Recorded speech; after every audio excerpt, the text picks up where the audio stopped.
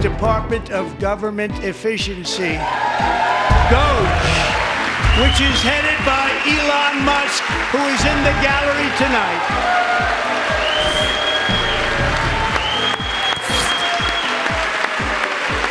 Anybody unhappy with Elon?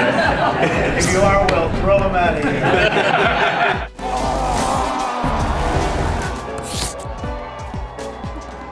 After what? Out of the White House!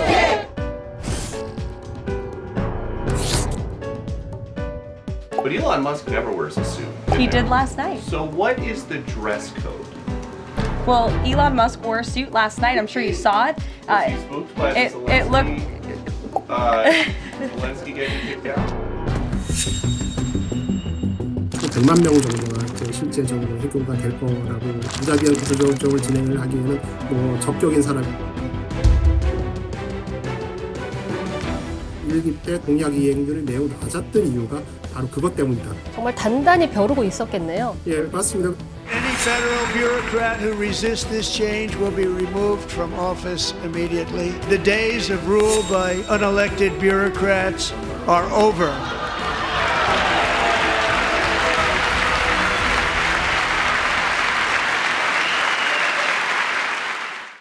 안녕하세요. 특종의 발견입니다. 지금 미국에는 해고 칼바람이 불고 있습니다. 지난달까지 연방정부 공무원 10만여 명이 명예퇴직을 하거나 해고됐는데요. 이 급진적인 구조조정을 이끈 게 일론 머스크가 수장으로 있는 정부 효율부입니다. 트럼프 대통령까지 나서서 지지를 하는 통에 갈등은 더 커지고 있는데 지금 미국의 분위기는 어떤지 미국 워싱턴 DC 신우진 변호사님과 함께 자세한 이야기 나눠보겠습니다. 변호사님 안녕하세요. 안녕하십니까, 신우진입니다. 네, 반갑습니다. 트럼프 대통령이 요즘 공개석상에 일론 머스크 정부효율부 수장과 굉장히 같이 등장하는 모습이 굉장히 많이 잡히고 있는데 최근에 있었던 이 첫 의회 연설 어떻게 보셨어요?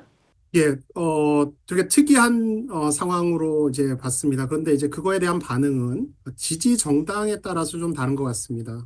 일론 머스크가 이끄는 정부 효율부가 관료주의에서 탈피한 과감한 개혁을 통해서 그 연방 공무원들의 그 책임을 강화하고 정부의 지출을 아주 획기적으로 줄일 수 있는 어떤 그런 일을 잘하고 있다. 연방 공무원들이 효율적으로 일하느냐에 대해서는 유권자들이 그리고 납세자들이 의문을 갖고 있는 부분도 있거든요. 근데 이제 물론 그 반대하는 측에서는 뭐 선출되지 않은 권력이 왜 이렇게 힘을 휘두르느냐.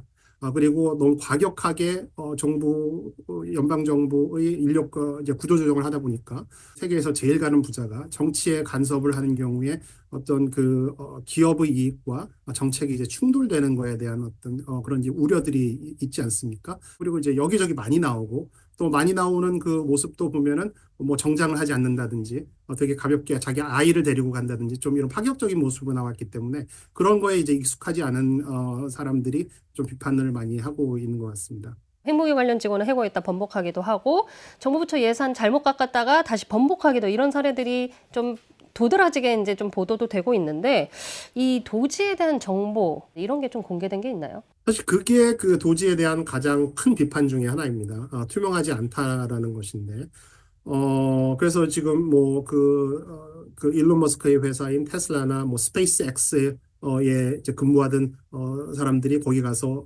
말하고 이제 칼을 휘두른다 뭐 이런 얘기도 있고. 공화당 내부에서도 좀 반발이 있다. 예, 그러니까 그 의원들은 사실 뭐 미국뿐만 아니라 모든 나라의 정치인들이 마찬가지이지만 이 정치인들이 가장 중요하게 생각하는 것은 자기가 권력을 계속 유지하느냐이잖아요.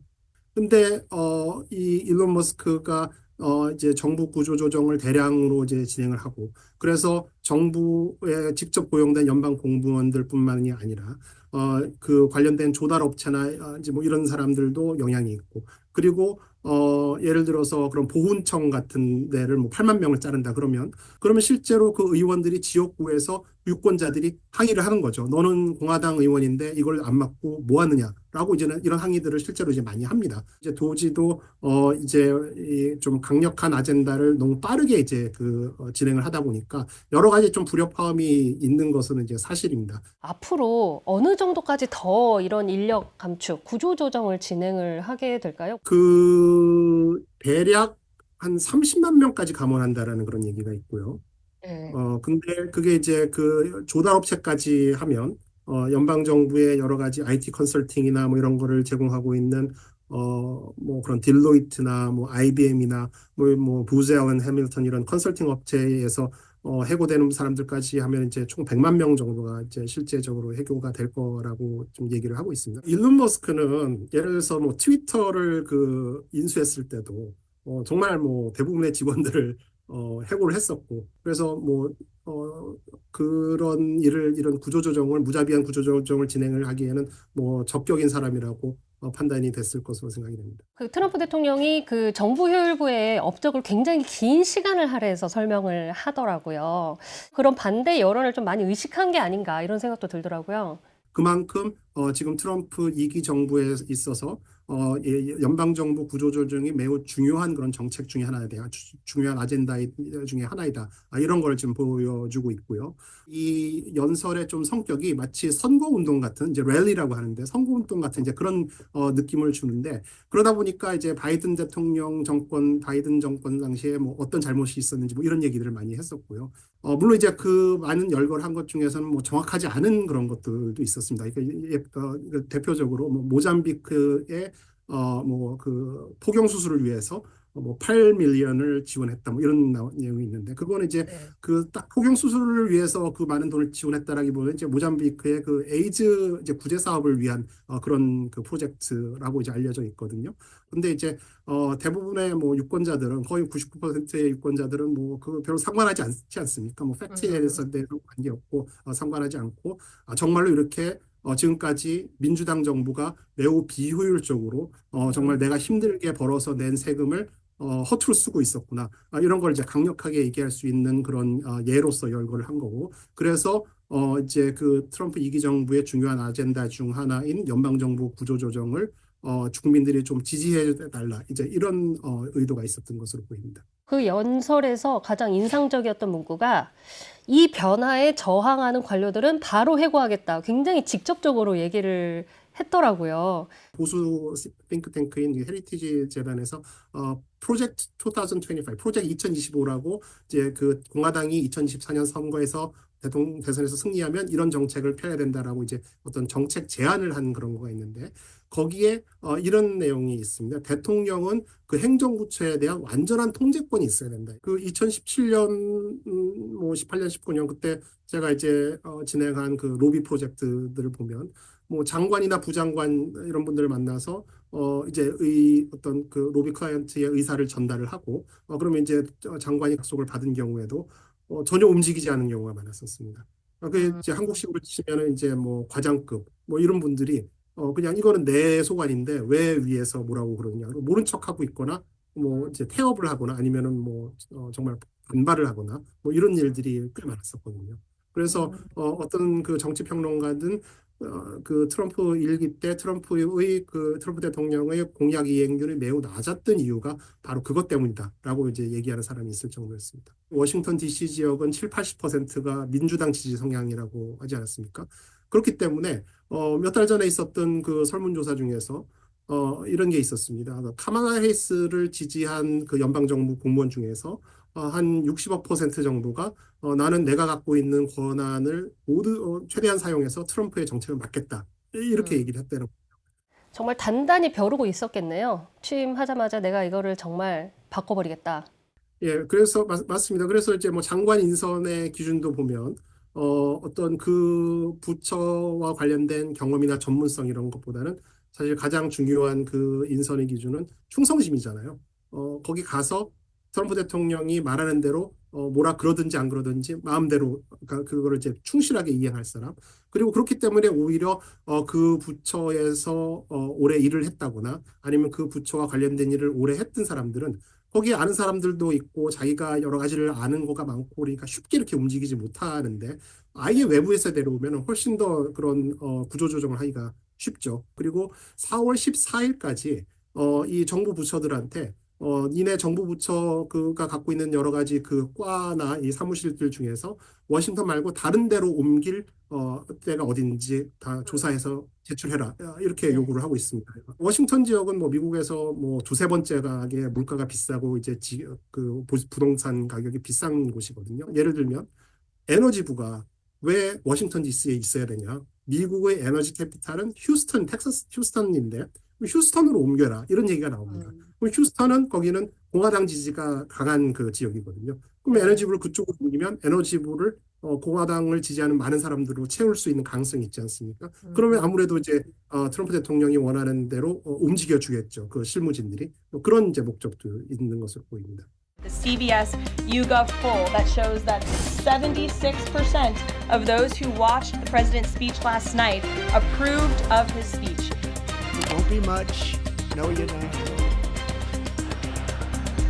트럼프가 일기 때와는 다르게 이제 내 마음대로 하고 싶다. 그러다 보니까 이제는 정말 반도체 지원 없애겠다. 이런 얘기도 이제 정말 자기 마음대로 하겠구나. 이런 생각마저 들더라고요. 실제로 변호사님 어떻게 전망하시는지.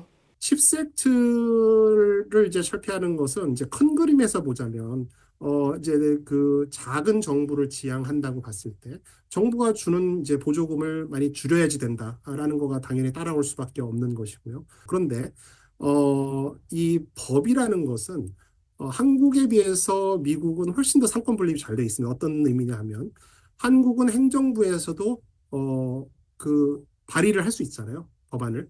미국은 그렇게 하지 못합니다. 그 법안을 발의를 하고 통과시키는 것은 오롯이 의회의 역할입니다. 그리고 의원들이 예를 들어서 같은 당, 뭐 공화당 대통령인데 공화당 의원이라고 해서 그러면은 뭐 대통령이 시키는 대로 우르르 몰려가서 원하는 대로 다 찍고 그렇지 않습니다. 그러니까 아무리 대통령이 원하는 것이라 하더라도 자기 주나 자기 지역구에 악영향을 미치는 사안, 즉 다음 선거에 내가 당선이 되는데 악영향을 미치는 사안이 있으면 찬성하지 않습니다. 트럼프 대통령이 이제 워낙 대중적인 인기가 많기 때문에 약간 그 룰에서 좀 예외적인 것은 있어요. 어떤 의원이 내 말을 안 듣는다 그러면 네 지역구의 다음 선거에 내가 지지하는 후보를 내보내거나 아니면 너에 대항하는 후보를 내가 지지선을 하겠다. 그래서 너를 떨어뜨리겠다. 이런 식으로 이제 또 공격을 합니다. 그래서 그걸 이제 겪은 의원들이 사실은 일기에 비해서는 많이 좀 그 대통령의 말을 듣는 편이죠. 이제 그 공교롭게 그 칩세트로 촉발된 투자 대표적으로 뭐 애리조나의 TSMC나 텍사스의 삼성이나 인디애나의 SK 하이닉스 프로젝트 전부 다 공화당 지역입니다. 공화당 지역이죠. 이제 기업 입장에서는 우리가 칩세트에 힘입어서 투자를 하려고 하고 뭐 이런 주에 뭐 일자리를 몇백 개, 몇천 개를 만들려고 했는데 이런 거 없어지면 우리 투자 못 하겠다라고 하면 당장 인디애나주, 텍사스주, 애리조나주에 있는 의원들이 다음 선거에 지금 악영향이 있을 거잖아요. 그렇기 때문에 그런 의원들이 거기에 대해서 반대를 할 것이고 그러면 이제 그 반대를 하는 그 강도가 얼마나 셀 것이냐 그거를 트럼프 대통령이 밀어붙이려고 하는 그 작은 정부를 위한 정부 보조금의 삭감 이 아젠다 두 개 이제 그 컴피팅 인트레스트가 있는 거죠. 이거 누가 이길지는 이제 뭐 두고 봐야지 알겠지만 그렇게 간단하지는 않습니다. 이게. 우리 기업들은 좀 어떻게 대응하는 게 좋을까요? 작년 11월에 이제 선거가 끝난 다음에 정말 많은 한국 기업들이 DC에 왔다 가셨어요. 그룹들의 뭐 회장단을 같은 이제 대형 그 고위급 사절단들도 많이 방문을 하고 계신데 어떤 메시지의 핵심 중에 하나는 우리는 강력한 동맹이지 않느냐, 우리는 혈맹이지 않느냐, 미국이 한국을 동맹을 이렇게 대접하시면 안 되지 않느냐, 사실 좀 그런 거에가 깔려 있거든요. 네. 근데 미국 유권자들은 외국에 관심이 전혀 없습니다. 미국의 정치인들을 움직일 수 있는 이슈는 해외 이슈라기보다는 국내 이슈예요. 사실은 미국은 의회의 힘이 정말 막강합니다. 그래서 의원들을 이제 움직이는 것들이 중요한데 그 의원들로 하여금 이게 국내 이슈가 되도록 만드는 게 되게 중요하죠. 즉, 그 무슨 얘기냐면 다음 선거에 내가 당선이 되는데 이게 악영향이 있는 거야? 그럼 내가 도와줘야 되는 거야? 이렇게 접근을 하도록 만들어야 되는 거죠. 근데 다행히 많은 그 한국 기업들이 미국에 투자를 많이 해서 일자리들을 지금 많이 만들고 있잖아요. 그걸 적극적으로 활용을 해야 됩니다. 그래서 이런 한국 정부나 아니면 기업들이 이런 이슈에 대응을 하는 데 있어서 워싱턴을 오는 것도 중요하지만 사실 워싱턴을 움직이려면 각 주로 움직여야지 되고 지역구로 움직여야 되거든요. 그럼 그 지역구에 어떤 이슈가 있는지, 그럼 그 의원들은 우리로부터 어떤 얘기를 듣고 싶어 하는지, 우리가 그 얘기를 해줄 수 있는지 이런 것을 연구를 해야 됩니다.